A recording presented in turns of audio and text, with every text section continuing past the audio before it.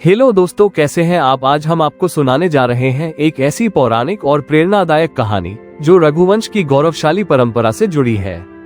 ये है राजा दिलीप की कहानी, जो अपने राज्य की समृद्धि के लिए बलिदान देने को तैयार थे। दिलीप भगवान राम के पूर्वज एक आदर्श राजा थे, जिन्होंने अपनी प्रजा के कल्याण के लिए अपनी जान की परवाह नहीं की। ये कथा हमें सिखाती है कि सच्चा राजा वही है जो अपनी प्रजा को परिवार की तरह माने और उनके सुख के लिए सब कुछ त्याग दे। तो आइए इस दिव्य यात्रा में डूब जाएं और जानें कि कैसे दिलीप के बलिदान ने उनके वंश को अमर बना दिया। प्राचीन काल में अयोध्या का राज्य रघुवंश के शासन में फल फूल रहा था। राजा दिलीप, जो रघु के पिता थे, एक पराक्रमी और धर्मनिष्ठ शासक थे। उनके शासन में प्रजा सुखी थी, फसलें लहलहाती थीं और न्याय का बोलबाला था। दिलीप की पत्नी सुंदरी थी, लेकिन दंपति को एक समस्या सता रही थी, उन्हें कोई संतान नहीं थी। राज्य का उत्तराधिकारी न होना दिलीप के लिए चिंता का विषय था, क्योंकि रघुवंश की परंपरा को आगे बढ़ाने वाला कोई नहीं था। दिलीप ने कई यज्ञ और पूजा की, लेकिन कोई फल नहीं मिला। अंततः वे अपने गुरु वशिष्ठ के पास गए और अपनी व्यथा सुनाई। वशिष्ठ ने कहा, हे राजन, तुम्हारी समस्या का समाधान कामधेनु गाय में है। वो स्वर्ग की गाय है जो सभी इच्छाओं को पूरा करती है। उसके पास जाओ और सेवा करो। दिलीप ने गुरु की आज्ञा मानी और कामधेनु की सेवा के लिए निकल पड़े। कामधेनु स्वर्ग में रहती थी, लेकिन उसकी पुत्री नंदिनी धरती पर वशिष्ठ के आश्रम में थी।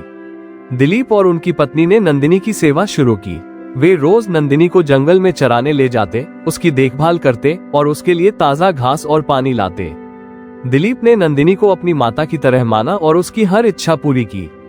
एक दिन नंदिनी जंगल में चल रही थी, जब एक शेर ने उस पर हमला कर दिया। दिलीप ने तुरंत अपना धनुष उठाया, लेकिन तीर निकालते समय उन्हें याद आया कि वे नंदिनी की रक्षा के लिए व्रत पर हैं। शेर ने कहा, राजन, मैं इंद्र का सेवक हूँ और नंदिनी को खाना चाहता हूँ। दिलीप ने शेर से निवेदन किया कि वह नंदिनी के बदले उनकी जान ले ले। शेर सहमत हो गया, लेकिन जैसे ही दिलीप शेर के सामने झुके, शेर गायब हो गया। यह नंदिनी की माया थी, जो दिलीप की परीक्षा ले रही थी। नंदिनी प्रसन्न हुई और बोली, राजन, तुम्हारी भक्ति और बलिदान की भावना से मैं प्रभावित हूँ। तुम्हें पुत्र रत्न प्राप्त होगा, जो रघु नाम से विख्यात होगा। दिलीप और उनकी पत्नी को आशीर्वाद मिला और राज्य में समृद्धि आई। दिलीप के बलिदान से राज्य में खुशहाली आई, फसलें लहलहाई, प्रजा सुखी हुई और दिलीप को पुत्र रघु प्राप्त हुआ, जो एक महान राजा बना।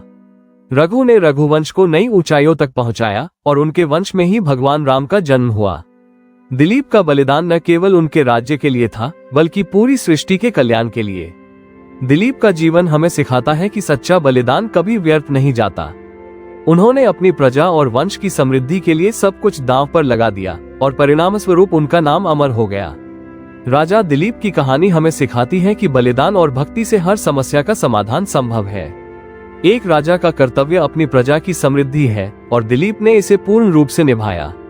उनकी कहानी हमें प्रेरित करती है कि हम अपने लक्ष्यों के लिए त्याग करें और विश्वास रखें। तो दोस्तों, दिलीप की कहानी से आपको क्या प्रेरणा मिली, कमेंट में साझा करें। ये थी राजा दिलीप की अमर कहानी, जो हमें बलिदान और भक्ति का पाठ पढ़ाती है। अगर आपको ये कहानी पसंद आए तो इसे शेयर करें और चैनल सब्सक्राइब करें। जय श्री राम।